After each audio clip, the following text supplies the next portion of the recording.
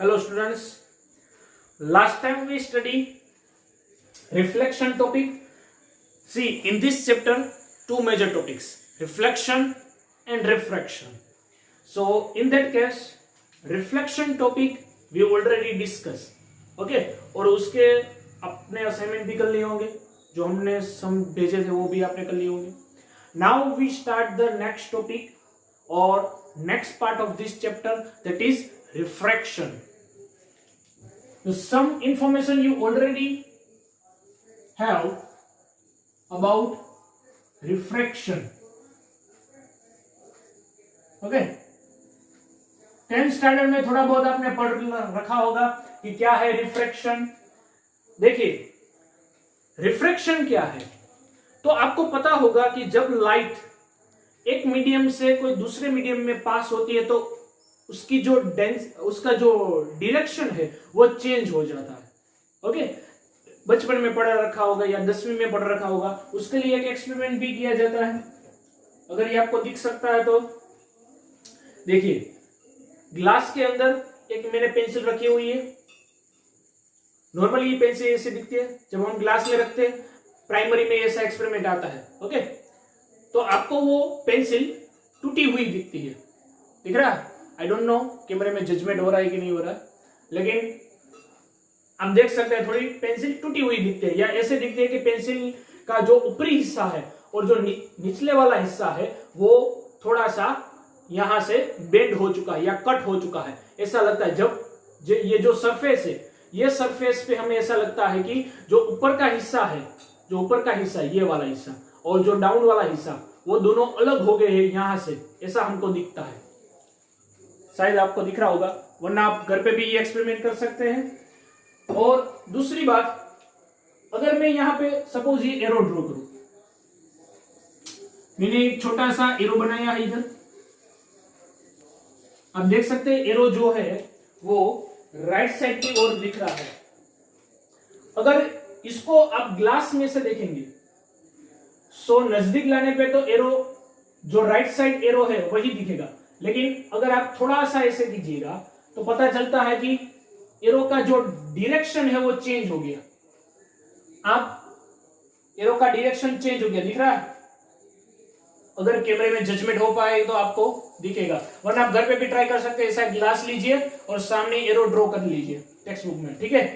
तो आपको पता चला कि ये जो हमारा पेन है वो भी कटा हुआ दिखता है, जहां पे जो सरफेस चेंज हो रही है, जहां पे मीडियम चेंज हो रहा है. ऊपर का एयर का मीडियम है, डाउन में वाटर का मीडियम है. जो मीडियम चेंज हो रहा है वहां पे आपको ऐसा लग रहेगा कि ये पेन कट हुई दिख रही है, या पेन वहां से थोड़ी बेंड हो चुकी है, ऐसा दिखेगा. So this is all about because of the reflection. ये कैसे हो रहा है? क्योंकि रिफ्लेक्शन है. So reflection is a phenomena when light is change its direction, but direction actual में चेंज नहीं करती, चेंज होता है उसका वेलोसिटी. इसके लिए आपको ऐसा लगता है कि डायरेक्शन चेंज हुई है. देखिए, लाइट का डेंसिटी हमको पता है, सॉरी लाइट का वेलोसिटी हमको पता है. We know the velocity of light in a space. कितना होता है स्पेस में, या अगर आप देख सकते तो velocity of light, velocity of light in vacuum or space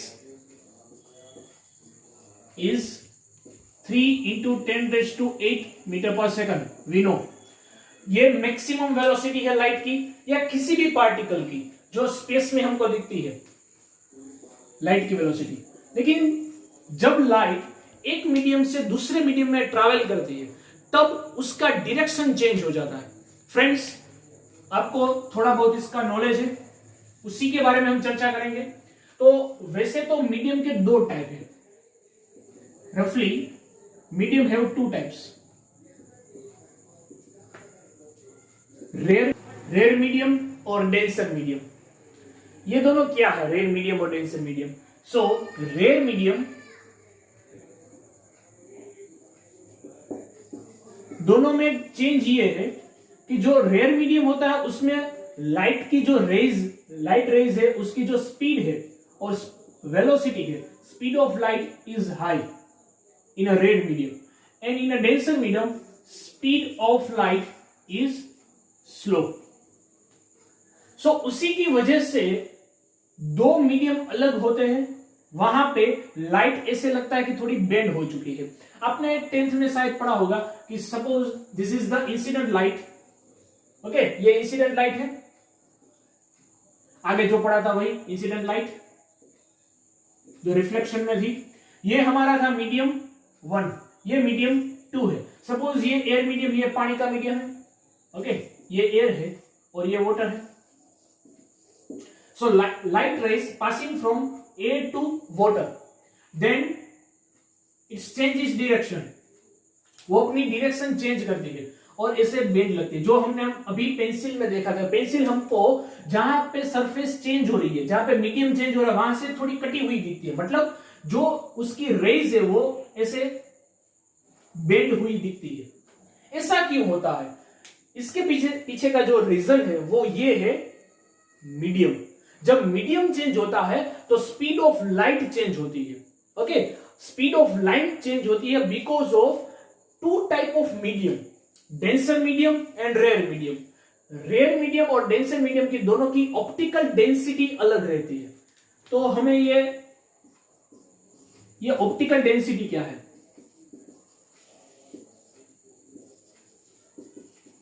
optical density सी, एक नॉर्मल डेंसिटी तो हमको पता है, फिजिकल डेंसिटी जिसको बोलते हैं वो है मास per volume.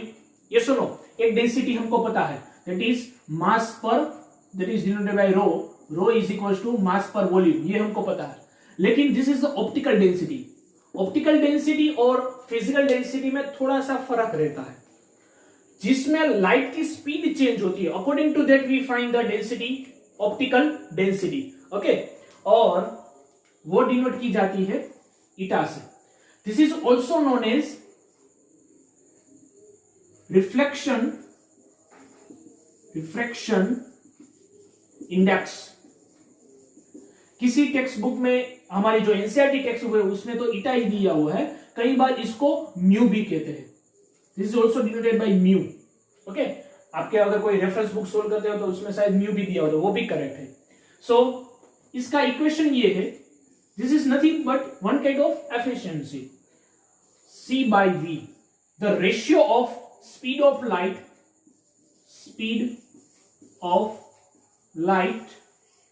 in space, speed of light in a space, and जो V है, this is speed of light in medium, any medium। तो उन दोनों का रेशियो जो है वो कहता है ईटा और रिफ्रैक्शन इंडेक्स। इसी से हमको पता चलता है कि कौन से मीडियम की रियर मीडियम में आता है या डेंसर मीडियम में आता है, मतलब कौन से मीडियम का ऑप्टिकल डेंसिटी ज्यादा है या कम है। समझ में आया? ये चीज आपको शायद पता होगी, नहीं पता होगी तो रिवीजन हो गया। तो जो लाइट है वो थोड़ा सा बेंड होती है या थोड़ा सा डायरेक्शन चेंज करती है, उसका रीजन ये है कि मीडियम चेंज होता है, और मीडियम चेंज होता है उसका वजह क्या है? क्यों मीडियम चेंज होने से कारण ये जो लाइट है वो थोड़ी सी ऐसे हो जाती, बेंड हो जाती, because of the speed of the light is change. समझ में आया? सो ये है फिनोमिना रिफ्रैक्शन का। तो आप डेफिनेशन अगर लिखना चाहे तो लिख सकते हैं, व्हाट इज रिफ्रैक्शन। देखिए रिफ्लेक्शन जो था उसमें एल आता है, यहां पे आर, दोनों में जो है वो सिर्फ आर का ही फर्क है। तो reflection is what, when light is passing from one medium to another medium, then it's change its direction, okay, और change its speed. This phenomena is known as refraction. समझ में आया? इसका प्रॉपर मटेरियल आपको पीडीएफ में मिल जाएगा, तो उसमें से ही आप सारा कुछ लिख सकते हैं। ये मोटा मोटा आपको समझ में आ गया होगा कि किसको रेयर मीडियम बोलते हैं, किसको डेंसर मीडियम बोलते हैं, what is optical density, okay, और this is the equation of refraction index. ये सुनो, ये रिफ्रैक्शन इंडेक्स बहुत ही इंपॉर्टेंट है। देखिए यहां से ध्यान से देखिए, सी जो है this is the speed of light in a space. So हमें पता है स्पीड ऑफ लाइट मैक्सिमम रहती है इन अ स्पेस, तो ये v तो उससे कम ही रहेगा, speed of the light in a medium. तो यहां से हम ये पता कर सकते हैं कि ईटा नॉर्मली अगर एयर मीडियम की बात करें, एयर मीडियम में भी हम जो स्पीड ऑफ लाइट है वो c कंसीडर करते हैं, मतलब 3 × 10⁸ यही कंसीडर करते हैं। सो जो एयर पार्टिकल्स है उसका इंडेक्स क्या होगा, दैट इज c/c, तो c कैंसल, मतलब 1। सो एयर मीडियम है उसका इंसिडेंस जो रिफ्लेक्शन इंडेक्स है वो क्या हुआ, 1 हुआ, पता चला। दूसरे मीडियम में वेलोसिटी चेंज होगी, तो वेलोसिटी चेंज होगी तो वेलोसिटी c से कम रहेगी या ज्यादा रहेगी, ऑफ कोर्स c से कम ही रहेगी। तो फॉर द अनदर मीडियम और डेंसर मीडियम, तो हमारा रेयर मीडियम है वो एयर है, एयर से कम रेयर मीडियम स्पेस बोल सकते हैं, लेकिन स्पेस में तो कोई एक्सपेरिमेंट होता नहीं। सो नॉर्मली अर्थ पे देखा जाए तो हमारा सबसे रेयर मीडियम होगा एयर, उससे सारे मीडियम मोस्टली मीडियम डेंसर ही रहेंगे। ओके, मोस्टली मीडियम एयर से डेंसर ही रहते हैं। तो सपोज वाटर की बात करें तो वो डेंसर मीडियम ही है, कैसे पता चलेगा, तो ऐसे ही eta is equal to c/v। तो वाटर के बारे में बात करेंगे तो यहाँ पे वेलोसिटी कौन सी आएगी, वाटर की velocity, speed of light in a water, तो speed of light in a water तो c से कम ही रहेगा ना, c is maximum, c is greater than v। तो यहां पे हम कह सकते हैं इसका रेशियो ग्रेटर देन 1 आएगा। सो ईटा w ग्रेटर देन 1 रहेगा फॉर द वाटर। सेम अगर ग्लास मीडियम की बात करें तो ईटा g ग्रेटर देन 1 रहेगा, इसको म्यू भी समटाइम्स लिख सकते हैं। तो हमें यह समझ में आया कि जब लाइट एयर मीडियम से या रेयर मीडियम से कोई डेंसर मीडियम में लाइट पास होती है तब उसकी जो डायरेक्शन है वो चेंज होती है। मतलब ऐसा कंपलसरी नहीं है कि रेयर मीडियम में से डेंसर मीडियम में जाएगा, अगर डेंसर मीडियम में से रेयर मीडियम में पास हो फिर भी उसकी डायरेक्शन चेंज होती है। हम देखेंगे इसके बाद कि कैसे चेंज होती है। हमने ये देख लिया था कि लाइट रेज जब रेयर मीडियम में से डेंसर मीडियम में पास होती है तो वो स्लाइटली उसकी डायरेक्शन चेंज होती है। देखिए अगर अलग अलग केसेस ले हम, suppose this is the normal to the surface which is very important to create an angle. See ये सरफेस यहां से चेंज होती है, this is the surface when medium is change. ये हमारा in1 है, ये in2 है, suppose medium 1 medium 2 which is denoted by the eta, क्योंकि ऑप्टिकल डेंसिटी डिपेंडेंट है। हमने अभी देखा था ऑप्टिकल डेंसिटी का जो इक्वेशन है या जो हमारा रिफ्लेक्टेड एंगल इंडेक्स है उसका जो इक्वेशन है वो क्या है, eta is equal to c/v, velocity of light in a space, velocity of light in a medium. Okay, तो हम ये वाटर का, ग्लास का, कई सारे मीडियम का इसी फॉर्मूला से हम रिफ्लेक्शन इंडेक्स फाइंड कर सकते हैं। For an example, suppose speed of light in a water, वो सपोज है 2.25 10⁸ मीटर पर सेकंड। एक्सपेरिमेंट करके ये मालूम हुआ है कि इसकी स्पीड इतनी है। तो नॉर्मली एयर मीडियम में कितनी स्पीड रहती है लाइट की, 3 × 10⁸, लेकिन अगर वो वाटर में आती तो उसकी स्पीड डिक्रीज होती है, कितनी, 2.25 10⁸ मीटर पर सेकंड। तो अगर आपको रिफ्रैक्शन इंडेक्स फाइंड करना है, ईटा फाइंड करना है, क्योंकि उसी से पता चलेगा कि कितना ऑप्टिकली डेंसर या रेयर मीडियम है वाटर। तो eta w is equal to, here we can write c/v w। तो c क्या है हमारा, 3 × 10⁸ speed of light in a vacuum, this is 2.25 10⁸। ये दोनों कट करेंगे, ये डिवाइड करेंगे तो ये ईटा w that is near about 1.33। So this is the index for the water. इसका कोई यूनिट नहीं रहेगा क्योंकि मीटर पर सेकंड कट हो जाएगा। Same this formula we use for the glass medium, क्योंकि हमारा जो एनसीईआरटी का सिलेबस है और आपका जो नीट का भी सिलेबस है, मोस्ट ऑफ द केसेस ये 3 मीडियम ही आते हैं। मोस्ट ऑफ द केसेस कौन सा मीडियम आता है, एयर मीडियम, वाटर मीडियम और ग्लास मीडियम, ये 3 मीडियम का ही यूज होता है। सपोज कोई दूसरे मीडियम का यूज अगर होगा तो उसका जो इंडेक्स है वो आपको ब्रैकेट में दिया होगा, तो कोई चिंता की बात नहीं है। सो सपोज ग्लास में एक्सपेरिमेंट करके पता चला कि ग्लास में लाइट की स्पीड जो है वो इतनी रहती है, near about 2 × 10⁸ metre per second.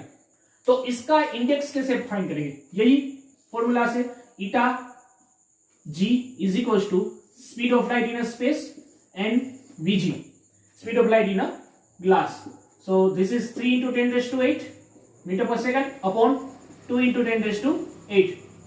10⁸ cancel, 3/2, that is near about 1.5.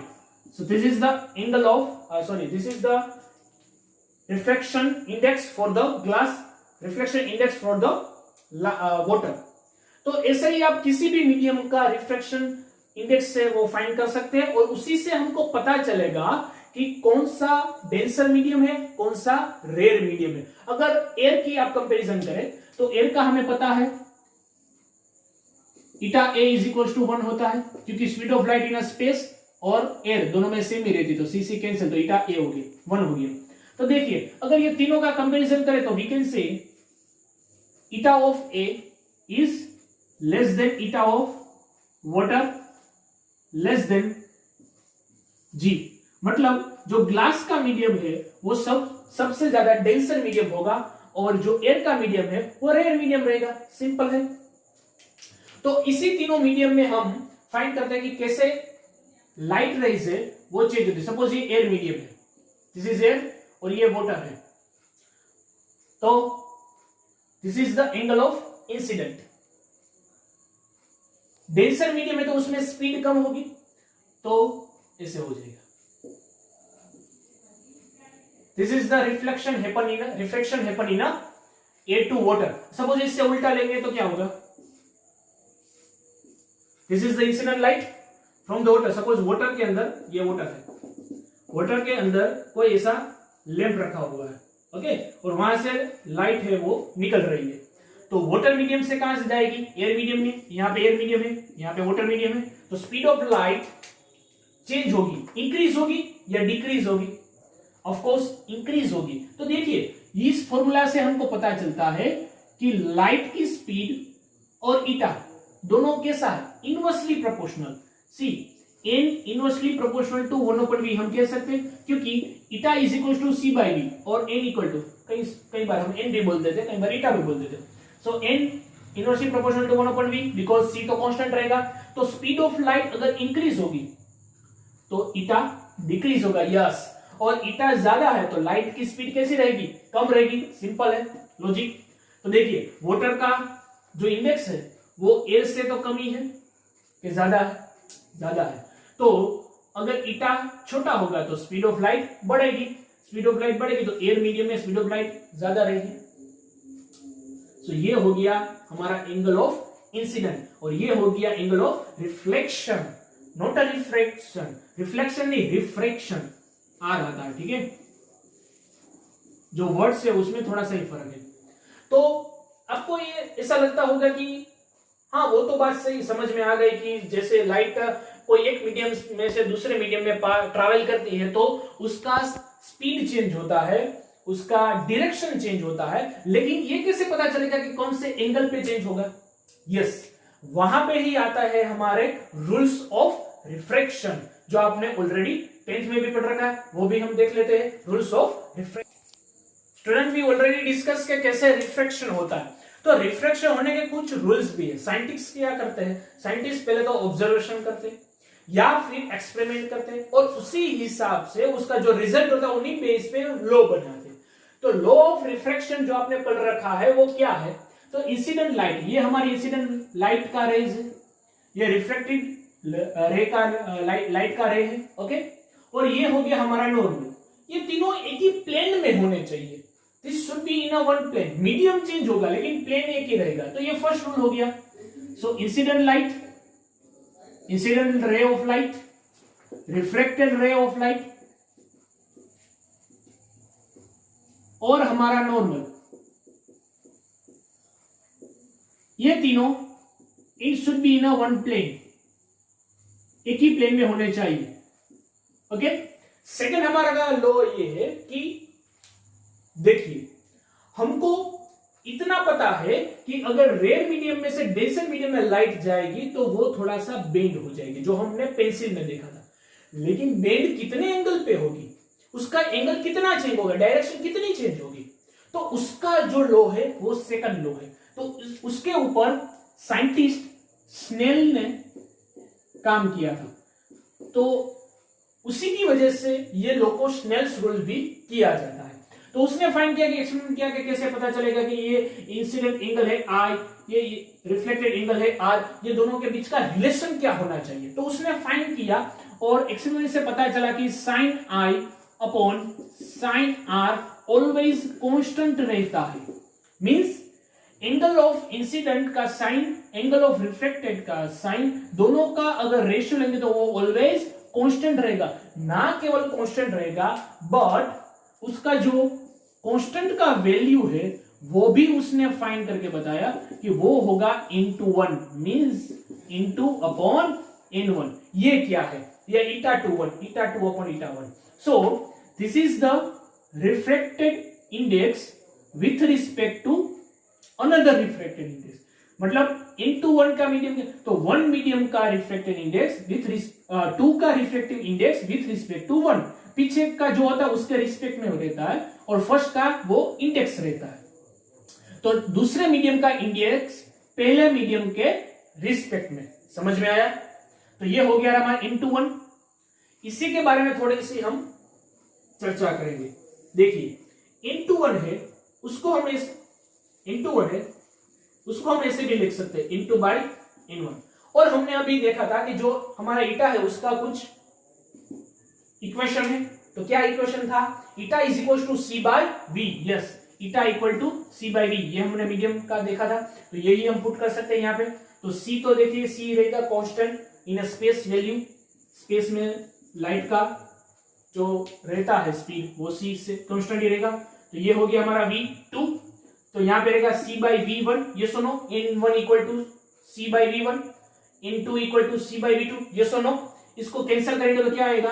v2 by नहीं v1 बाई v2। ओके। और आपने शायद केमिस्ट्री में पढ़ा होगा या कहीं हमारा जो वेव्स का चैप्टर है उसमें भी आपने पढ़ा होगा 11th स्टैंडर्ड में कि v इज इक्वल टू होता है लेमड़ा एफ। स्पीड जो है वेव की वो v is equal to lambda F रहती है, ये सुनो। तो देखिए ये v1 और v2 दोनों स्पीड ऑफ लाइट ही है, तो वहां पे ये फॉर्मूला हम अप्लाई कर सकते हैं क्योंकि लाइट है उसकी भी फ्रीक्वेंसी रहती है, उसकी भी वेवलेंथ रहती है। तो ये फॉर्मूला हम यहाँ पे पुट कर सकते हैं। So that formula if we apply here then we can write lambda 1 f upon lambda 2 f। ऐसा क्यों लिखा? f1 और f2 क्यों नहीं लिखा? बिकॉज जो लेमड़ा है वो चेंज होता है, वेवलेंथ चेंज होगी, लेकिन जो f है जो हमारी फ्रीक्वेंसी है, so frequency is depend on source always. Frequency is always depend on a source. अगर आपका सोर्स चेंज हो गया, सपोज रे ऑफ लाइट कहां से आ रही है? सन में से आ रही है, और रे ऑफ लाइट कोई स्टार में से आ रही है, तो दोनों सोर्स चेंज हो गए। अगर सोर्स आपका चेंज होगा तभी आपकी फ्रीक्वेंसी चेंज होगी। मीडियम चेंज होने पे फ्रीक्वेंसी चेंज नहीं होती है। फ्रीक्वेंसी इज ऑलवेज कांस्टेंट, ये याद रखिएगा। फ्रीक्वेंसी ऑलवेज कैसी रहती है? कांस्टेंट रहती है। अगर मीडियम चेंज होगा तो नहीं चेंज होगी, लेकिन सोर्स चेंज हो गया तो चेंज हो जाएगी, लेकिन लेमड़ा चेंज होती है। तो ये एफ एफ कट हो गया। तो ये डायरेक्ट इक्वेशन आप इसे लग सकते हैं, n2 is equal to n2 upon n1 is equal to, ये क्या है? v1 अपॉन v2 और लेमड़ा 1 अपॉन लेमड़ा 2। ये इक्वेशन आपको एमसीक्यू, एनसीईआरटी का एमसीक्यू या प्रॉब्लम, किसी भी प्रॉब्लम सोल्व करने में इजी रहेगा। तो ये हो गया हमारा वेवलेंथ। तो आपको ऐसा भी पता चल सकता है कि जब मीडियम चेंज होता है तब वेवलेंथ भी चेंज होता है। मित्रों, इसी की वजह से आपको जब जो रेनबो दिखता है या कई बार कैसा लगता है कि जो अगर आप स्काई में देखें तो स्काई का जो कलर है वो चेंज होता रहता है, कभी ब्लू दिखता है, कभी जो सनसेट या सनराइज का जो टाइम रहता उस समय आपको अलग स्पेस का कलर दिखता है। तो ये क्यों होता है? This is because of this lambda. Because lambda change होगा तो लाइट का स्पीड चेंज होगा, मीडियम मीडियम जो होगा चेंज होगा तो उसका जो डायरेक्शन है वो चेंज हो जाएगा। इसी के दौरान आपका जो कलर्स डिफरेंस दिखता है उसको जो हमारा लाइट है उसका डिवीजन भी बोलते हैं, जो हम दूसरे जो टॉपिक है या दूसरा चैप्टर है उसमें भी स्टडी करेंगे। लेकिन ये बहुत इंपॉर्टेंट है, ये आप नोट कीजिएगा और लिख लीजिएगा। इसके ऊपर कई सारे फॉर्मूलाज भी है और सम भी है।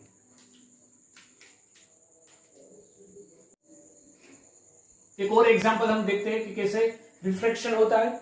देखिए, this is the surface where medium is change. ये इन1 मीडियम है, ये इन2 मीडियम, दोनों मीडियम डिफरेंस है। अगर मीडियम चेंज होगा तो लाइट का डायरेक्शन चेंज होगा, पता है। लाइट थोड़ी सी डायरेक्शन चेंज करेगी, वेलोसिटी चेंज करेगी। ओके, सपोज द रे of light is incident in this direction, ऐसे गिर रही है तो क्या होगा? तो अगर ऐसे गिर रही है तो उसकी स्पीड चेंज होगी क्या? अगर इस एक मीडियम में से दूसरे मीडियम में अगर पार्टिकल ट्रैवल्स करते हैं या लाइट ट्रैवल करती है तो उसकी स्पीड चेंज होती है, वो तो फिक्स रहेगा सर, क्योंकि इंडेक्स चेंज हो जाएगा ना। eta21 is equal to eta2 upon eta1, so is equal to v1 upon v2। अगर eta चेंज होगा तो स्पीड भी चेंज होगी, हमको पता है। तो इसकी कोई डायरेक्शन चेंज होगी कि नहीं होगी? नहीं, डायरेक्शन हो ही नहीं सकती। देखिए, डायरेक्शन चेंज होने के लिए क्या चाहिए? मैथमेटिकली भी कह सकता हूं, प्रैक्टिकली बताता हूं आपको। अगर लाइट इस दौरान इस तरीके से आ रही है तो यहां पे कई सारी पॉसिबिलिटी है ना, इस तरफ भी जा सकती, इस तरफ भी जा सकती, ऐसे भी मुड़ सकती, ऐसे भी मुड़ सकती, ऐसे भी मुड़ सकती, ऐसे भी। तो थाउजेंड्स ऑफ वेराइटीज है मीडियम में स्पीड चेंज होने के बाद डायरेक्शन चेंज होने के लिए। समझ में आया? क्योंकि कोई एंगल तो यहां बन ही नहीं रहा। देखिए, अगर इसी पॉइंट पे हम नॉर्मल ड्रॉ करेंगे तो नॉर्मल के साथ जो एंगल ऑफ इंसिडेंट है वो क्या आएगा? I is equal to 0। तो यहाँ पे कोई पॉसिबिलिटीज नहीं, हाँ यहाँ पे कई सारी पॉसिबिलिटीज है एंगल बनाने के लिए, इसलिए यहाँ पे कोई एंगल बनेगा ही नहीं। या फिर आपका हमने एक रूल्स फॉलो किया था, इक्वेशन देखा था, उससे भी देख सकते हैं। स्नेल का यूज कर सकते। देखिए, स्नेल का फॉर्मूला क्या है? स्नेल ने क्या कहा था? स्नेल ने ये कहा था कि sine I upon sine R is equal to eta2 upon eta1। ये सुनो, यही कहा था कि नहीं? एक दूसरा फॉर्मूला भी हमको पता है कि eta is equal to c by v, तो वो भी हम यहां पे पुट कर सकते हैं। ओके, देखिए, एंगल ऑफ इंसिडेंट यहां पे कितना है? 0। ये सुनो, तो मल्टीप्लाई कीजिए, cross multiply. So eta1 sine I is equal to eta2 sine R, ऐसा लिख सकते हैं। देखिए, ये साइन आई तो क्या हो गया? 0, बिकॉज आई 0 तो ये 0, तो साइन 0 तो 0 हो जाएगा। तो इसका मल्टीप्लाई में ये भी 0, so 0 is equal to eta2 sine R. और ये eta2 तो 0 नहीं है, वैसे भी किसी मीडियम का इंडेक्स 0 नहीं हो सकता। समझ में आया? सो क्यों 0 नहीं हो सकता? क्वेश्चन हो, देखिए, eta is equal to c by v, ये फॉर्मूला है। तो किसी भी मीडियम में लाइट की स्पीड इनफाइनाइट कभी नहीं होगी। अगर इनफाइनाइट होगी तभी ये v है, वेलोसिटी है, वो इनफाइनाइट आएगा और c अपॉन इनफाइनाइट 0 हो जाएगा। लेकिन ये पॉसिबल ही नहीं, तो eta किसी का 0 पॉसिबल नहीं है। ओके, सो eta2 तो 0 पॉसिबल नहीं है, तो क्या 0 हो गया? 0 is equal to sine R. अगर साइन आर 0 है तो साइन की वैल्यू कब 0 रहती है? जब r इज इक्वल टू 0 रहता है। समझ में आया? When r is equal to 0 then sine r is equal to 0। तो मतलब एंगल ऑफ जो हमारा रिफ्रैक्टेड एंगल है वो क्या हो गया? 0 हो गया। समझ में आया? अगर 0 हो गया तो कोई भी डायरेक्शन में ये चलेगी नहीं, जो डायरेक्शन है वही डायरेक्शन रहेगी। मींस यहां भी r इक्वल टू 0 हो गया तो उसी डायरेक्शन में ट्रैवल करेगी, लेकिन उसकी स्पीड चेंज हो जाएगी। स्पीड चेंज तो जरूर होगी। समझ में आया? ओके, देखिए, एक और एग्जांपल इसमें ले लेते हैं हम। सपोज ऐसा कोई मीडियम है यहां पे। ओके, सपोज कांच का स्लैब रख दिया, ये ऐसा कोई मीडियम है, तो ये मीडियम हो गया N1। कांच का स्लैब भी आप ले सकते हैं या कोई और मीडियम चूज कर लीजिए। ये N2 है और यहां वापिस N1 हो गया या एयर मीडियम हो गया। ठीक है, एयर मीडियम भी ले सकते हैं तो थोड़ा सा समझ में आसान रहेगा। सपोज यहां का एयर मीडियम है, this is the medium of air. और ये इनटू कोई मीडियम, कोई भी मीडियम ले सकते हैं, कांच ले सकते हैं, मतलब ग्लास ले सकते हैं, या फिर वाटर पार्टिकल ऐसा कुछ ले सकते हैं। Suppose one incident light is incident at this angle, तो इंसिडेंट एंगल कहां पे बनेगा? यस, यहां पे आई, यस और नो। रिफ्लेक्टेड कैसा होगा? देखिए ये एयर मीडियम है, उससे ये डेंसर मीडियम है, तो टुवर्ड्स द लाइट होगा कि नहीं? टुवर्ड्स द नॉर्मल, मतलब लाइट कैसे गिर रही है, ये टुवर्ड्स द नॉर्मल ही क्यों जाता है पता है? बीच में आपको एक बात कह, टुवर्ड्स द नॉर्मल ही क्यों जाता है? अगर लाइटर मीडियम में से, मतलब रेयर मीडियम में से डेंसर मीडियम में जाएगा, तो टुवर्ड्स द ये नॉर्मली क्यों होगा, अवे फ्रॉम द नॉर्मल क्यों नहीं होगा? देखिए उसका वजह ही ये स्नेल रूल है। देखिए यहां पे हम ये लिख सकते हैं in1 sin i is equal to into sin r, yes और नो, ये लिख सकते हैं कि नहीं? ओके, तो ये कौन सा मीडियम है? एयर मीडियम, तो कैसा रहेगा? रेयर मीडियम रहेगा, तो ये रेयर मीडियम है। साइन आई, ओके, ये इनटू ये कैसा मीडियम है? That is greater then n1, तो देखिए यहां पे ऐसा लिख सकते हैं sine I upon sine R is equal to into by n1, और हमको पता है n2 is greater then n1 क्योंकि ये डेंसर मीडियम है, तो इसका रेशियो जो है n2 बाय n1 वो भी ग्रेटर देन 1 हुआ कि नहीं? तो यहां पे अप्लाई कीजिए ये फॉर्मूला, यहां पे अप्लाई कीजिए तो क्या होगा? Sine I upon sine R should be greater than 1। Okay, इसको सामने देखिए, cross multiply, so sine I greater than sine R, समझ में आया? मींस एंगल ऑफ इंसिडेंट और एंगल ऑफ रिफ्लेक्टेड दोनों में से एंगल ऑफ इंसिडेंट ज्यादा होगा, तो एंगल ऑफ इंसिडेंट कम रहेगा। तो एंगल ऑफ इंसिडेंट कब कम रहता है? जब टुवर्ड्स द नॉर्मल जाएगा तभी कम रहेगा ना, समझ में आया? ये किस में होगा? रेयर टू डेंसर, ओके, और डेंसर के रेयर में आप होमवर्क में ट्राई कीजिएगा, वो अवे फ्रॉम द नॉर्मल होगा, समझ में आएगा? मेथड इज सेम, कोई भी चेंज नहीं है। डन? ओके, अब ये हमारे क्वेश्चन में आ जाते हैं। देखिए this is the angle of incident, I दिया हुआ है, ये हमारा हो गया आर। अब देखिए अब क्या होगा, अब जो हमने होमवर्क में बात की थी वो यहां पर भी अप्लाई कर सकते हैं। ये हमारा डेंसर मीडियम है, यहाँ पे एयर मीडियम मतलब रेयर मीडियम हो गया, तो अब लाइट कहां से जा रही है? Rare denser medium to rare medium, तो दिस इज द नॉर्मल, ये हमारा हो गया नॉर्मल। ओके, लाइट यहां से आ रही है, तो डेंसर मीडियम में से कहां जा रही है? रेयर, डेंसर मीडियम में से रेयर मीडियम में। तो देखिए यहां पर भी सेम रूल अप्लाई कर सकते हैं। इनिशियली हमने क्या रूल अप्लाई किया था? In air sine I is equal to N two sine R, yes और नो? ये सपोज पी पॉइंट यहां पे लिख देते, तो ये पी पॉइंट पे अप्लाई किया था। Now suppose this is Q point, okay, now Q point पे अप्लाई करते हैं।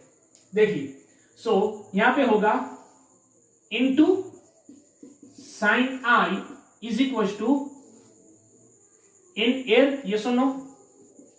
साइन, सपोज यहां कोई भी एंगल ले सकते, पहले ये फाइंड कर लेते हैं कि टुवर्ड्स द नॉर्मल होगा या अवे फ्रॉम द नॉर्मल होगा। देखिए ये क्यू पॉइंट पे हमें स्नेल का यूज करना है, स्नेल रूल्स। तो स्नेल रूल हमें क्या कहता है? अगर इसमें समझ में नहीं आ रहा तो हम शुरू से लिखते हैं। देखिए इसे लिख सकते हैं n sine I upon sine R is equal to into by n1, normal लिख लीजिए। देखिए अब यहां पे इंसिडेंट लाइट क्या है? This is the incident light which is in n2 medium. तो इंसिडेंट लाइट कौन से मीडियम में है? डेंसर मीडियम में है। जा रही है किसमें? लाइट रियर मीडियम में जा रही है। ओके, सो ये पैरेलल और ये भी पैरेलल। जियोग्राफिकल आप देखें, सॉरी ज्योमेट्रिकल देखें तो ये दोनों लाइन पैरेलल है ना, तो parallel line, this is the cross section. तो if this is R then this also R, yes और नो? ये दोनों एंगल सेम रहेगा ना, जेड बन रहा है यहां पे, दिख रहा है? सो ये दोनों आर रहेगा। If this is R then here we can say ये एंगल ऑफ इंसिडेंट हो गया ये सरफेस पे, तो एंगल ऑफ इंसिडेंट क्या है हमारा? आर है, यहां पे आर हो गया। Angle of reflected, angle of reflection वो क्या है हमें पता नहीं है, सपोज वो ई है। एंगल ऑफ इमर्ज भी कह सकते हैं उसको, क्योंकि ये इंसिडेंट हो गया, ये रिफ्लेक्टेड हो गया, तो ये इमर्ज हो गया। नाउ कौन से मीडियम में से जा रही है? तो हमारे लिए जो 1 था वो 2 हो गया, 2 था वो 1 हो गया।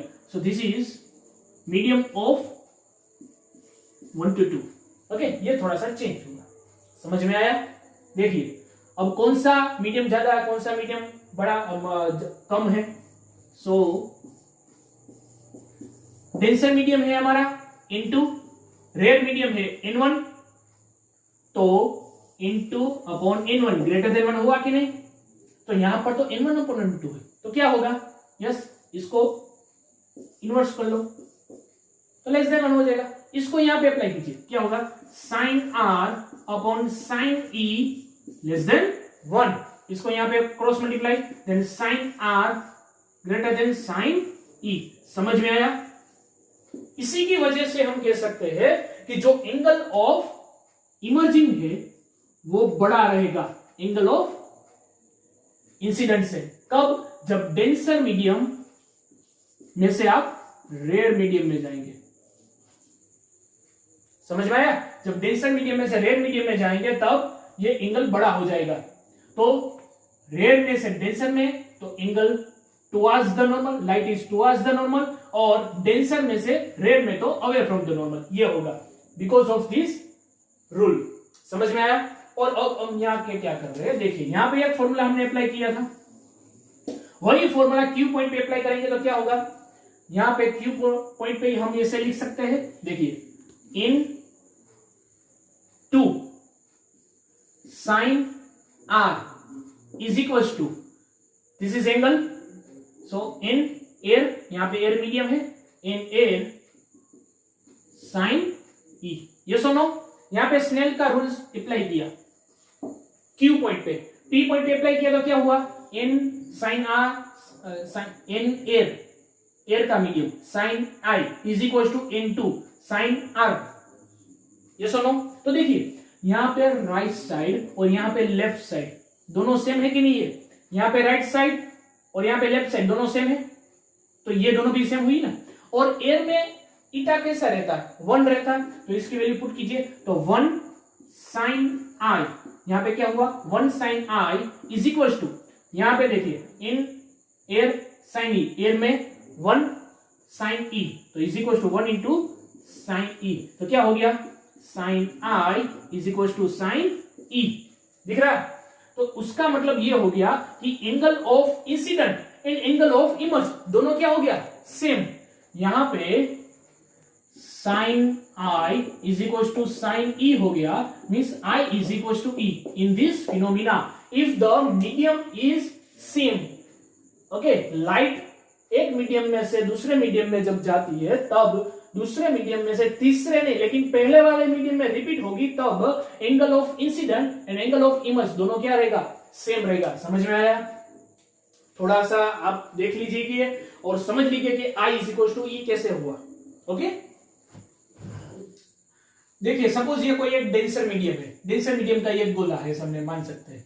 यहां पे आपका एयर मीडियम है, यहां पर भी एयर मीडियम है। Okay, so suppose this is the incident light which is passing from this denser medium, तो क्या होगा? देखिए ये हमारा नॉर्मल होगा कि नहीं? Which line passes through the centre, this is perpendicular line, तो नॉर्मल हो गया, तो this is the I। Yes और नो? रेयर में से डेंसर में जा रहा है तो टुवर्ड्स द नॉर्मल होगा, towards the normal, this is R। या फिर कहां से गया? डेंसर में से रेयर में, तो यहां पे दिस इज द नॉर्मल, तो नॉर्मल से क्या जाएगा? Away from the normal. Yes और no? Away from the normal, this is the angle of emerge. तो ये हमारा रिफ्लेक्टेड रे है, ये इंसिडेंट रे और इमर्जिंग रे है।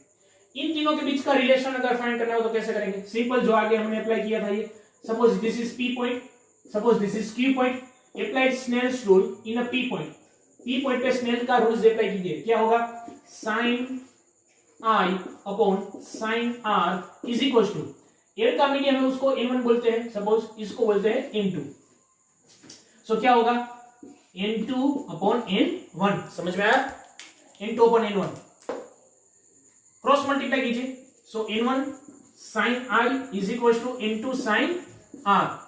Okay, this is the equation first, हमने P पे अप्लाई किया। ऐसा ही स्नेल का रूल क्यू पे अप्लाई कीजिए।